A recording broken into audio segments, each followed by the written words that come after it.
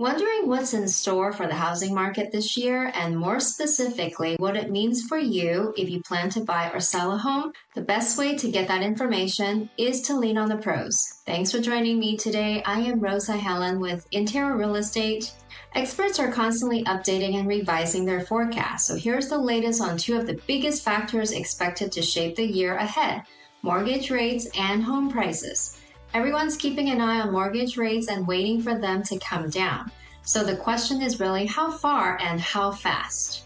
The good news is they're projected to ease a bit in 2025, but that doesn't mean you should expect to see a return of 3 to 4% mortgage rates. The experts agree, and they're forecasting rates could settle in the mid to low 6% range by the end of the year. In this chart, Fannie Mae, MBA, and Wells Fargo are all predicting that Q1 interest rates will be around 6.6%. They drop a little in Q2 and Q3, and by Q4, they're predicting that they will be in the 6.2 to 6.4 range.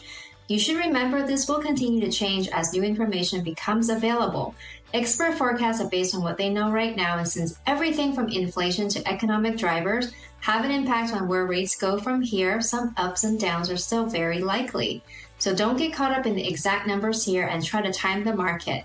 Instead, focus on the overall trend and on what you can actually control.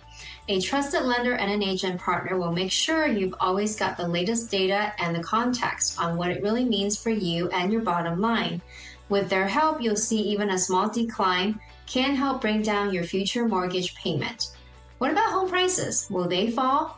The short answer is not likely. While mortgage rates are expected to ease, home prices are projected to keep climbing in most areas, just at a slower, more normal pace. If you average the national expert forecast together, you'll see prices are expected to go up roughly 3% nationally next year, with most of them hitting somewhere in the 3 to 4% range, and that's a much more typical and sustainable rise in prices. And if you're wondering how it's even possible prices are still rising, it all comes down to supply and demand.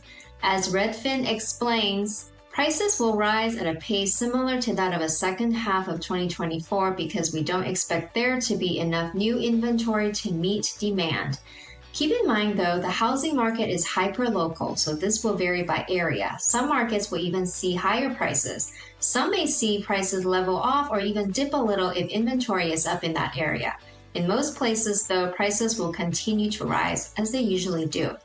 If you want to find out what's happening where you live, you need to lean on an agent who can explain the latest trends and what they mean for your plans. The bottom line is the housing market is always shifting, and 2025 will be no different. With rates likely to ease a bit and prices rising at a normal and sustainable pace, it's all about staying informed and making a plan that works for you. Let's connect soon so you can get the scoop on what's happening in our area and advice on how to make your next move a smart one. Thanks for joining me today. I am Rosa Helen, offering you peace of mind in all your real estate needs.